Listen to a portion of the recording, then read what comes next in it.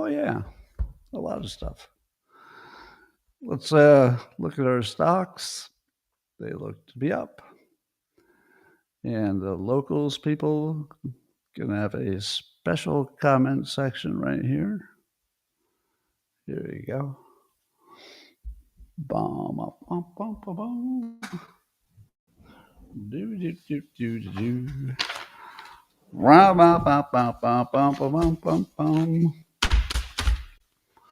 Good morning, everybody, and welcome to the highlight of human civilization. It's called Coffee with Scott Adams, and you've never had a better time.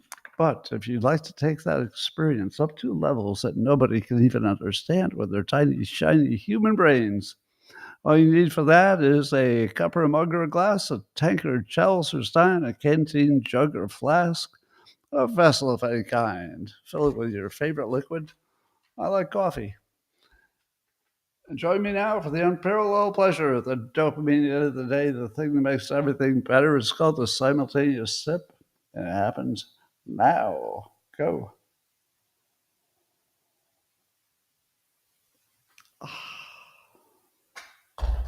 Good stuff. Well, I don't know if you heard, but Elon Musk and President Trump are having some difficulty. You probably read a million takes. So it's time for mine, the only one that matters. Number one, did you not think it would be impossible for Elon Musk to find a way to make his dealerships safe from all the domestic terrorists? Well, he did. The last thing that would be attacked by a Democrat today would be a Tesla dealership. So suddenly, total security with a few tweets. Now, I don't think that's why he did it. I also don't think that it's some kind of 5D chess. I don't think it's some kind of agreement they made. It would be a weird kind of an agreement if they did. But let me give you my takes on it. First of all, I don't believe that there's a phone call scheduled for today, right? So at one point we heard that Trump and Musk would be talking, but at the moment it looks like that's not going to happen. Jonathan Karl is reporting that. But here's what I liked about the situation. Number one, I was kind of proud of the way Republicans, especially, the big pundits, the way they were handling this. So instead of taking sides, people were just sort of expressing some kind of affection. They like both. The most common comment was that it was like watching your parents fight. Now, that's a pretty good compliment. And we've talked before how Democrats, they're a different animal, and Republicans are more forgiving about any bad thing that happened in particular. If you still like the person in general, you're still good with them. So I think that's part of it too. So the fact that Republicans didn't want to throw either of them over the edge, I like. I like the fact that we can simply wish they weren't fighting and not have bad feelings about either one of them, especially. But a lot of people pointed out that when Musk complained about, well, not complained, but accused Trump of having an Epstein connection, more so than what we already know, that was too far. How many of you thought that? That maybe the other stuff was fair, if he criticized the bill or he criticized something in the bill, but not that. Seemed too far, right? Well, the first thing you have to know is that he started out by criticizing just the bill. And did that help? Does anybody remember the bill being rewritten because Elon criticized it? I don't. Now, what would you do if you're Elon Musk and you haven't gotten the attention you need, which, by the way, I remind you, attention is the first step in persuasion. And when he was simply saying, "Hey, this doesn't cut the budget enough," no attention. I mean, a little bit, but it didn't change anything. So he went to a level of risk and controversy that you and I probably would never have gone to. How much of that is the secret of his success? Because when you talk about Musk, you tend to talk about how smart he is. But the other things that make him successful is that he's not willing to take no for an answer. He doesn't recognize, game over. He's willing to sleep on the floor, and he's willing to take enormous risks to get something that he believes in is, a solution to an existential problem. So here's what I think. My armchair psychologist says that he might be bipolar. Now, he said that himself. So in some interview I checked on Grok, someone asked him if he's bipolar. And to me, it seems like he's obviously bipolar. And there's a manic phase that comes with that. Now, the manic phase can make you unbelievably productive. I know because I have it. So when I hit my manic phases, oh my goodness, do I get a lot done. But there is a little negativity that comes with it. And the negative, and maybe you've noticed this if you've been watching me for a while, the negativity is that you increase your tolerance to risk to a level that other people can't understand. So how often has that helped him solve some gigantic problem or, fight through some wall just because he was manic and nothing was going to stop him? It feels like this might be one of those situations.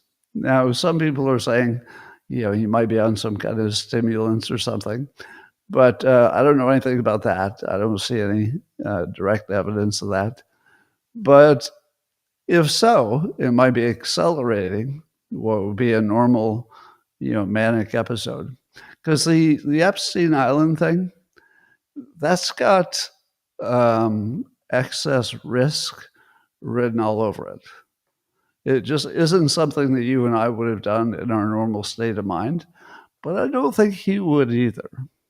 I think if he were not having sort of a manic episode, and I'm just guessing, by the way, I'm not some expert, but to me it looks like he took his risk profile and he just ramped it up until he could break through. Did he break through? Are we talking about the budget more seriously than we were before? Yes, we are.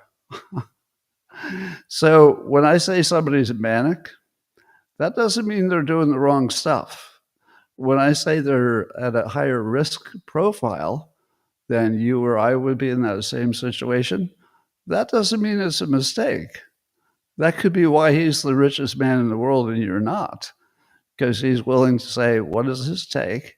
And then his body just goes, boom, I'm going to give it to you. And he definitely seemed risk averse, during the little tiff. Now, today I saw a message that sounded like maybe it cooled off a little bit. Maybe. Trump apparently is not treating it like it's his biggest problem or his biggest issue he has to deal with, which is exactly right. One of the things we like about Trump is that, I hate to say transactional, because everybody says that, but kind of fits. So if tomorrow Musk turned out to be exactly the person that Trump needed to get something done, then they would be friends again and all would be forgotten.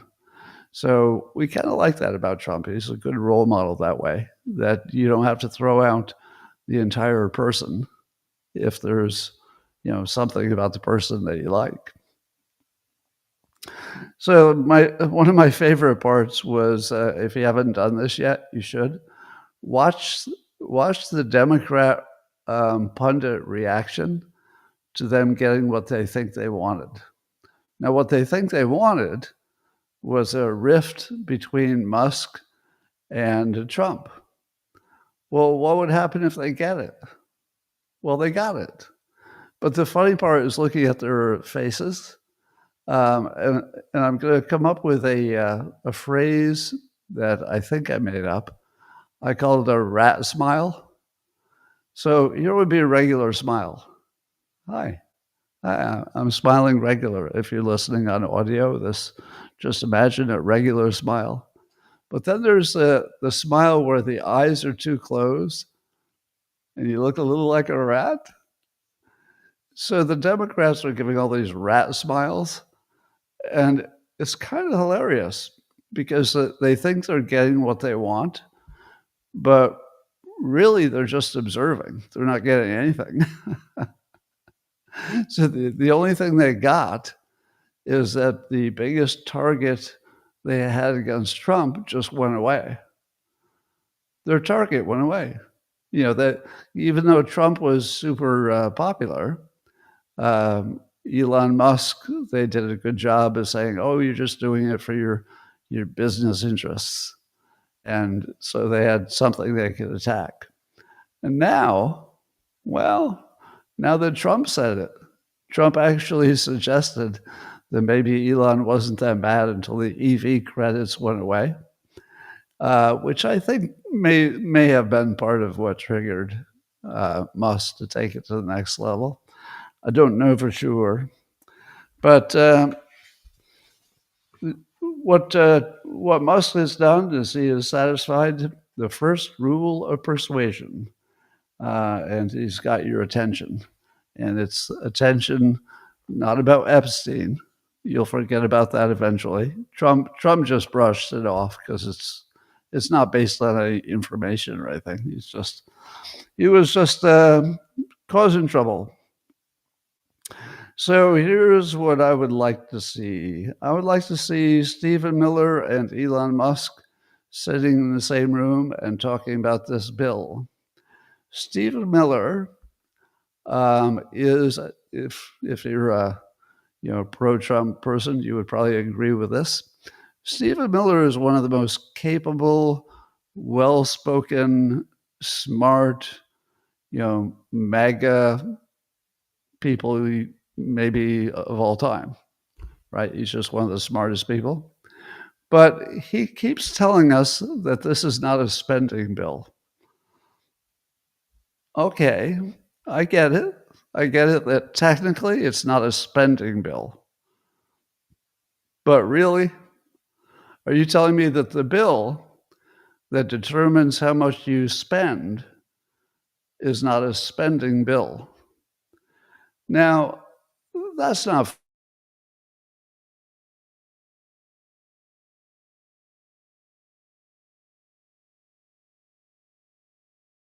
big words. They try to weasel you, or they try to fool you into thinking one thing is another. It's a big bill with lots of spending that can be adjusted by Congress, and some people think it should be less.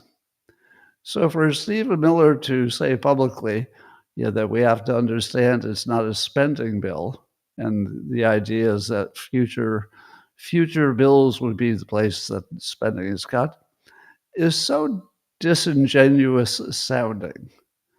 Now, maybe it's the best argument he has.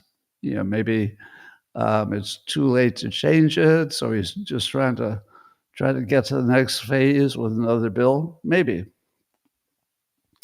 But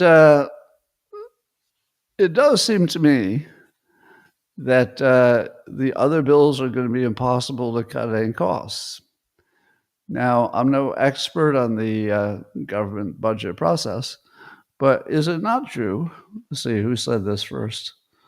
I think it was Pablus. Pablus, where are you? We'll get to it. But I'm not sure the other bills can even be cut unless you have 60% vote in the Senate. And since we know we can't get 60 votes, it doesn't look to me like the cuts are ahead, does it? So somebody's asking about Elon's black eye. Who knows? I mean, I think the correct opinion on his black eye is he's got a toddler. That seems like a perfectly, good explanation. No reason to believe anything else. Yeah. So cynical Publius has a quote I'm going to get to, but he asked, cynical Publius asked on X, can somebody explain how you get to the point where you could actually cut something, given that it would take 60 votes, and that will never happen? So correct me if I'm wrong. We have Stephen Miller telling us that the current bill is, quote, not a spending bill. But when we get to the ones that are spending bills, there is no chance in hell that we could cut it. Is that true? That's my current understanding. So imagine being Elon Musk.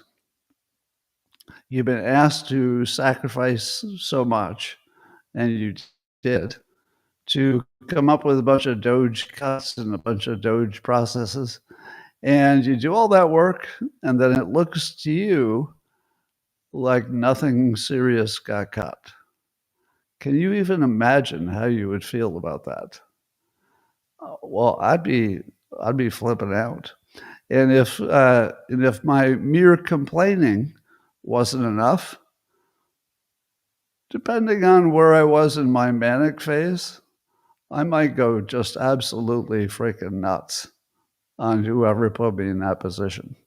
And that looks like the president. So can they ever work together and get past it? Yeah. It doesn't mean they will. But yes, there's nothing that would stop them from, figuring it out if they want to. So I'm not super concerned about that conversation.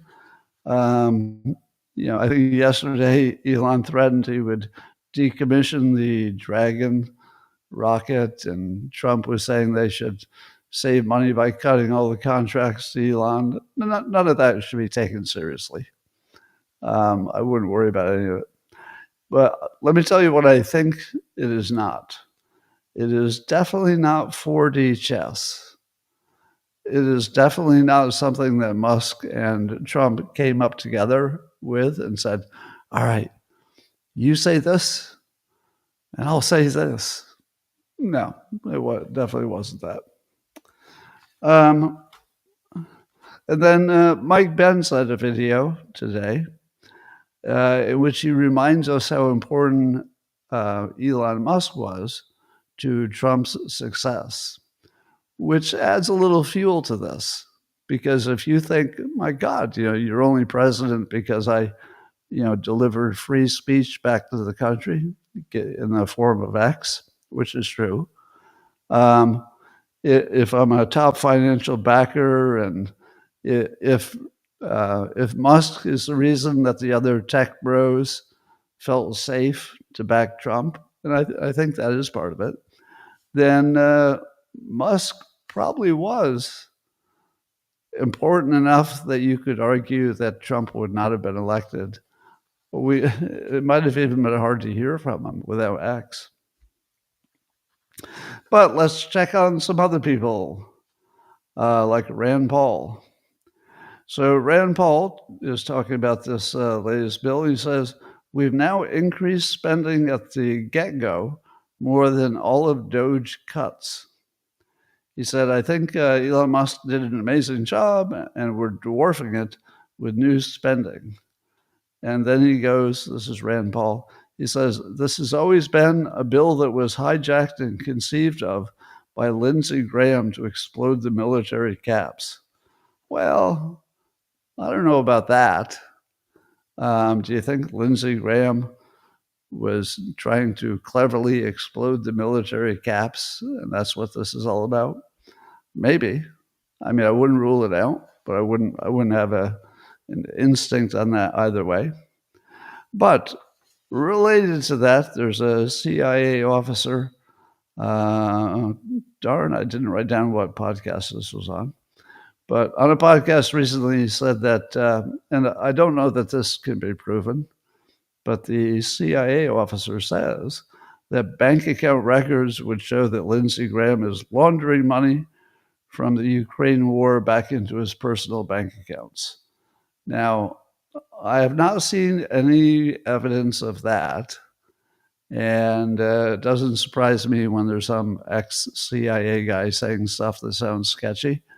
So I don't know if you can believe that exactly, but it's out there. So some of the mystery may have to do with Lindsey Graham and wanting to get money for Ukraine, at least Ukraine.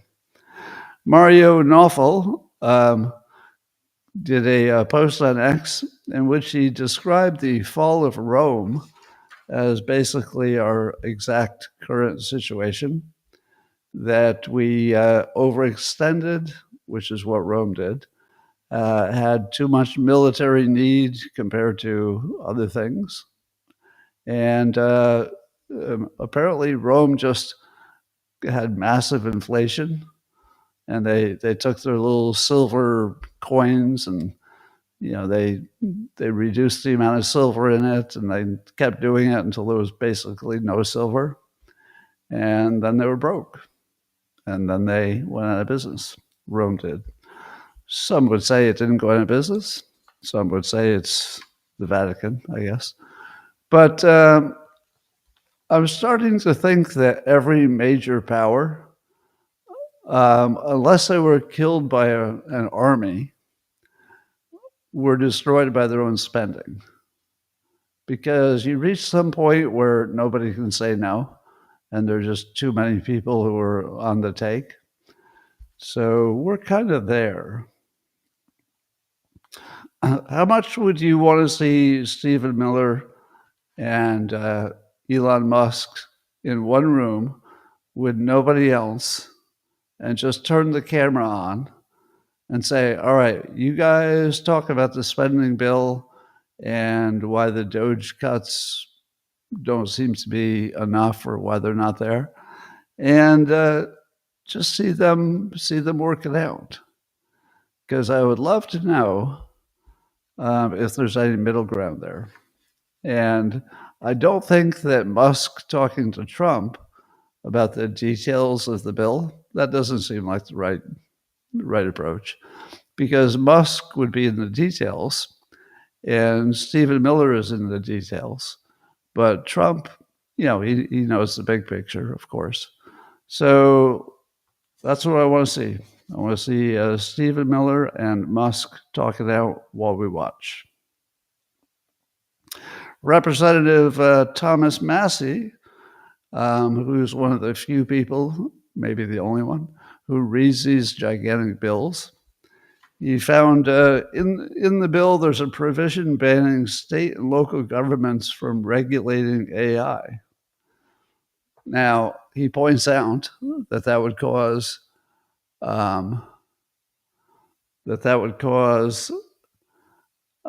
states to have to accept a gigantic, a data center, maybe where they didn't want it. But I feel like this might be necessary. In other words, if AI is really the difference between, the country surviving and not surviving, then probably we need the federal government to remove as many restrictions as possible and allow our biggest companies to build whatever they need as fast as they can. So although Massie he's obviously, he represents his local constituents, and he's doing a good job of it, I suspect the larger military need for AI is probably a bigger priority. So yes, it will be bad for some local people who don't want that data center to be built near their house. But it's also good to keep the country safe. So, all right. So here's a cynical Publius.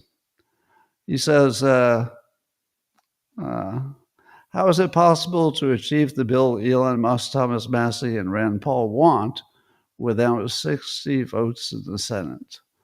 And he kind of challenges people to come up with it. And I saw the comments, and nobody could. So we've got this weird sleepwalking toward disaster thing going on, where if you say something like, our current spending will kill us for sure, the answer will be, but look how good the priorities are for what Trump ran on. And then you say, okay, did you hear anything I just said? Our current spending will kill us all for sure.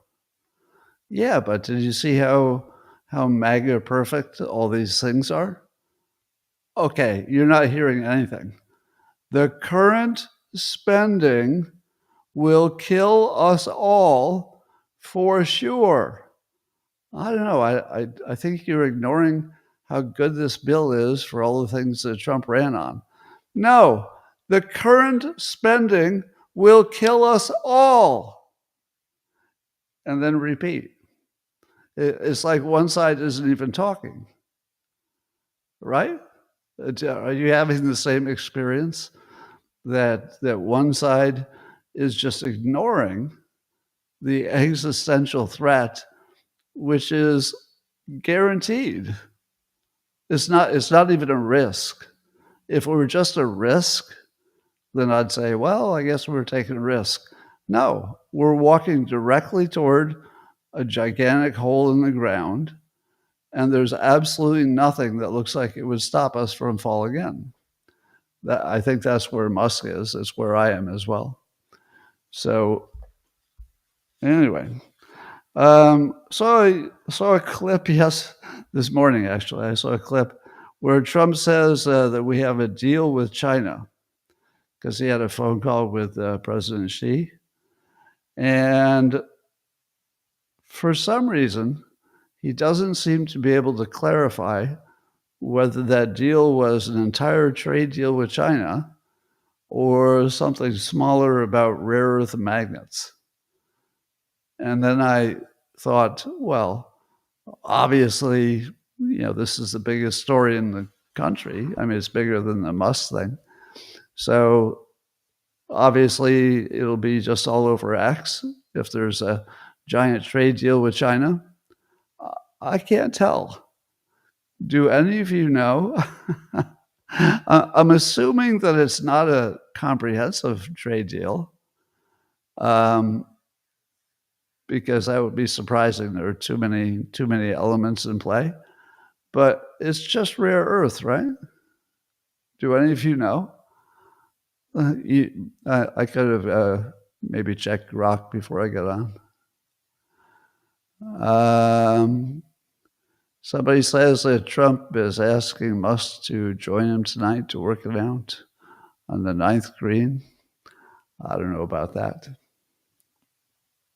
Anyway, so stock market is up, which could be just a bounce response because the Elon thing looked like a big deal, but really isn't a big deal. So I'm just looking. They're trading state visits. I know that, but none of you know, right? None of you know whether there's a comprehensive trade deal, which would be the biggest thing in the world, versus only rare earth. I don't know why Trump would be so vague about that. So I'm going to guess it's only a deal about rare earth, because the other would seem like a bigger deal. All right. Well, according to Breitbart, the U.S. trade deficit has narrowed by a record amount. I guess there were a lot of exports right after Liberation Day. Now, I wouldn't expect that trend to continue. I think that might have something to do with what happened because of Liberation Day and the tariffs and the uncertainty and all that. But maybe maybe Trump found a way to narrow our trade deficit. We'll see. Keep an eye on that. Meanwhile, just the news, Ben Whedon is reporting that the Trump tariffs are going to slash the deficit by $2.8 trillion over 10 years, according to the CBO. How many of you believe that? How many of you believe that the Trump tariffs will slash the deficit by $2.8 trillion over 10 years? I'm going to say no. Everything over 10 years is bullshit. Yeah. 10 years, in 10 years, we'll find ways to change so many things that this estimate will make no sense. But it's better than raising the deficit. So maybe, don't know. According to the Gateway Pundit, Representative Comer is he's going to subpoena the Biden White House physician. Have any of you seen a picture of Joe Biden standing with his White House physician? And the White House physician has a Dumb and Dumber haircut. And he looks like a character literally from the movie Dumb and Dumber. And then Biden himself looks, kind of dumb in the picture. And I thought to myself, how in the world can you pick a doctor who looks like he came out of the movie Dumb and Dumber? Like, how do you do that? Anyway, that's my only comment about that. Maybe he'll tell us something we need to hear. Meanwhile, according to the Daily Skeptic, if you want some good news, the global greening, in other words, how much vegetation is growing on the Earth, thanks to higher CO2, has hit striking new heights. So you don't hear about that as much, do you? So the world is getting way greener, and that has to do with CO2. Now, most of you knew that was going to happen.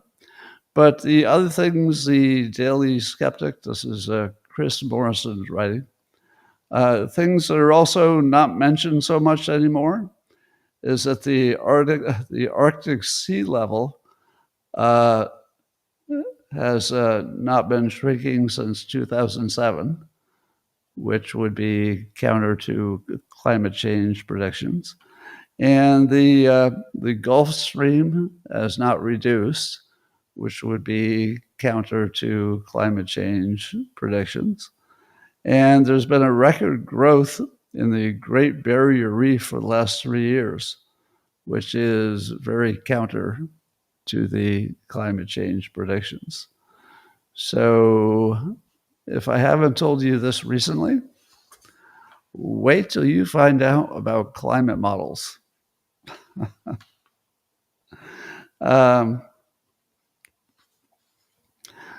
In other news, the Washington Examiner is writing about how, you remember Ibram Kendi? He was the author and activist who was an anti-racist. And he got funding after the George Floyd stuff.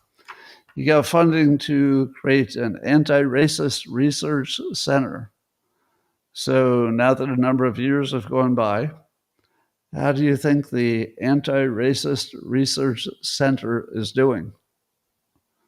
Well, you would not be surprised that they're closing down because they didn't get anything done.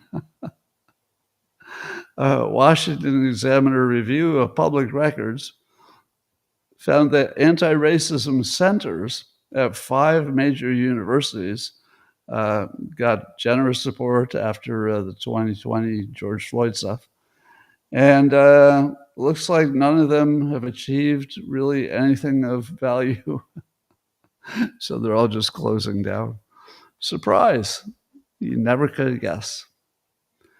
According to Neuroscience News, They can make AI be funny, especially with memes, but they can't make AI as funny as the best human can be funny.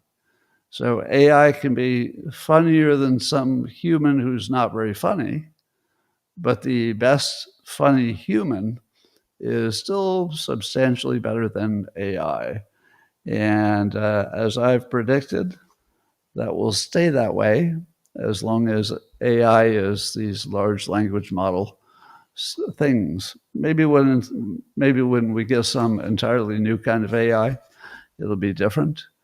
But at the moment, humans have the advantage. So I still have a purpose. Let's check in with the Pacific Palisades, where there was a big fire in Southern California earlier this year. And apparently nearly 300 residents have decided to sell their properties rather than rebuild. And only 100 have begun reconstruction.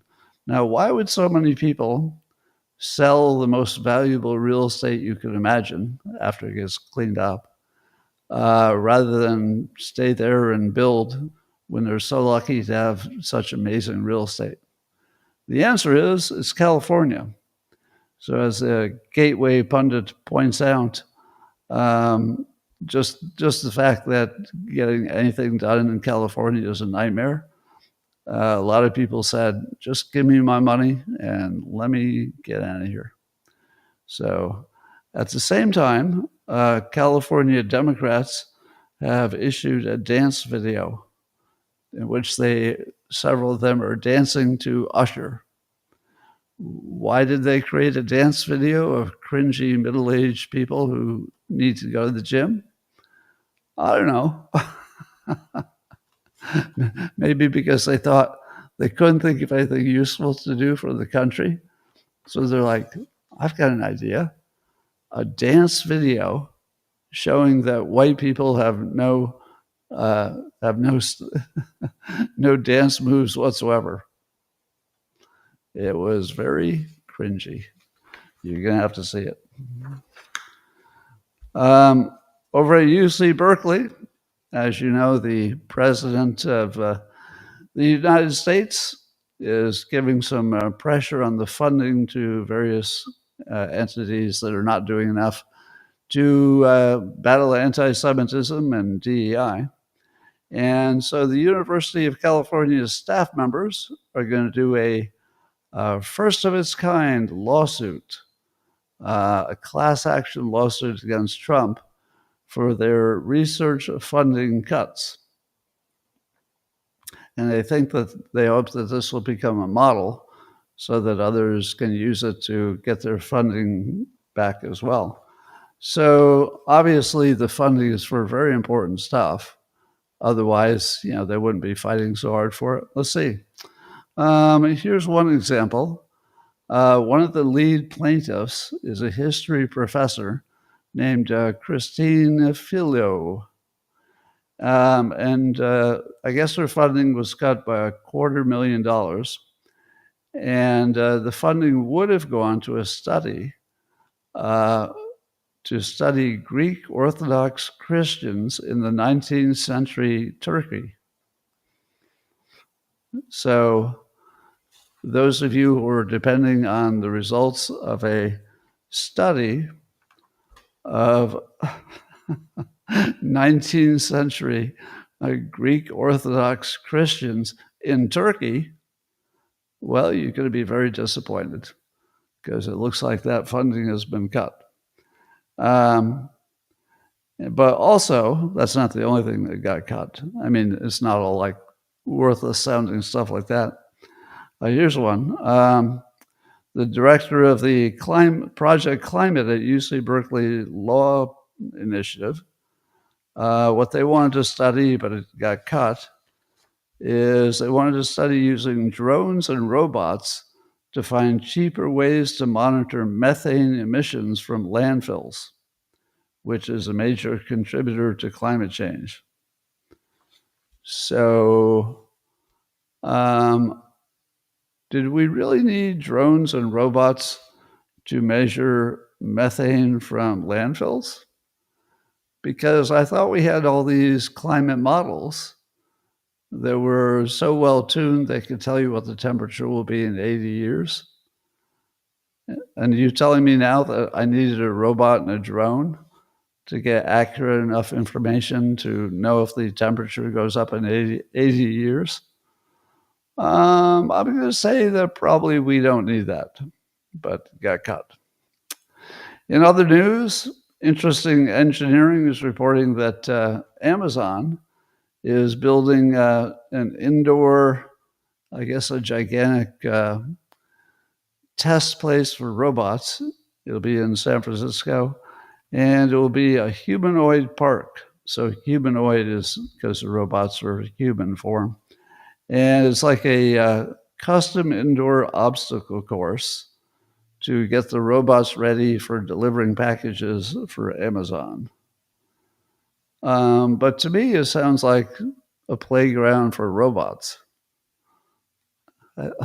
How much training would you have to give a robot until it knew how to deliver a package to every kind of different doorway and steps and every kind of weird situation? And then, of course, they're going to get robbed, right? What happens if the robot has a package and a bad person runs up with a mask on and just grabs the package out of the hands of the robot? Is the robot trained to do what? I mean, it's not going to fight him. So there are a lot of questions about these humanoid robots. I don't know. I feel like there's some better solution than humanoid robots, but maybe not. Meanwhile, according to the Wall Street Journal, Iran has ordered thousands of tons of ballistic missile ingredients from China. Great. So that should go well. Thousands of tons of ballistic missile ingredients. So it doesn't sound like Iran is giving up anytime soon. And in other news related, the Washington Times, Bill Gertz is writing that China has long held a military doctrine, I guess you might call it, in which they're trying to affect the brains of the other side. So there are a whole bunch of different ways they can do it, but the thinking is that the old way of war, where you would send, hordes of people in one direction and they would all get mowed down or stuck with swords, doesn't work so much anymore. So they're going for various cognitive weapons. And makes me wonder, would you even know if somebody hit you with a cognitive weapon? Because some of them just make you angry or they hurt your morale. I don't know. So cognitive weapons, it's coming. And according to Politico, China is helping Russia pull ahead in lethal drone race with Ukraine. How many drones do you think? Well, according to Politico, Veronica Melkozarova, Ukraine managed to make, up to 1 million tactical drones in the first years of the war. And they're aiming to produce 2.5 million tactical drones and 30,000 long-range strike drones just 2025. 2.5 million drones. Now, I guess most of the good drones are the ones that can't be jammed because they run on these enormously long fiber optic cables, which doesn't even seem like it would work. I can't believe that they're really drones that are attached to a cable. It doesn't seem like that could work, but it does. And meanwhile, let's see, and then the Russia drone producers, I don't know how we know this, can make up to 15, this is long-range ones. Oh, they'll make more than 30,000. And they'll make up to 2 million small tactical drones. So What happens when there are so many drones that all the humans are killed the moment they walk outdoors? Because we're sort of there. Apparently, the Ukrainian soldiers, if they're on the front line, they can never go outside because they can't see the drones, and the drones are pretty good at picking off anybody who walks outside. So apparently, there's a mental health problem on top of being on the front lines of the Ukrainian war, which sounds like a mental health problem by itself. Uh, that you can never leave your little enclosure because the minute you walk outside, they just kill you. And I think that works both ways, by the way. I think the Russians can't walk outside at all. So what happens if you add like another million drones to that? 2025 or maybe 2026 is going to be lit. The entire sky over Ukraine and Russia are just going to be solid drones. So it seems like their little cables would get mixed up. Well, according to Breitbart News, Oliver Lane is writing that Trump is going to threaten both Russia and Ukraine with sanctions if either of them don't get serious about making peace. To which I say, there can't be any sanctions left. Are you telling me that there are sanctions left that have not been used that are so good it would make them seek peace for the first time? I don't believe that. I'm going to have to hear some examples of what those sanctions would be. I don't believe that at all. And even if they sound good on paper, it's got to be the kind that are easy to thwart. So it's going to be something like, we're going to sanction the people who buy oil from Russia. And then we'll find out that 80% of the oil is bought by China, and we don't want to sanction them because they'll sanction us and blah, blah, blah. So I don't think we have anything. My best guess is we have no leverage whatsoever for at least on Russia. Anyway, so that's my take for today. I think your Elon and Trump situation will work itself out. If what it does is it gets us serious about cutting the deficit, where we have not been serious before, then I would say that's a step forward. But at least we're talking about it with a little more seriousness than we had before. So I'm going to take the win on that. Not for me, but for the country. And that's all I got for you today. So everybody else, I'll see you tomorrow. But if you're on locals, I'm going to say goodbye to them privately in 30 seconds. All right, locals,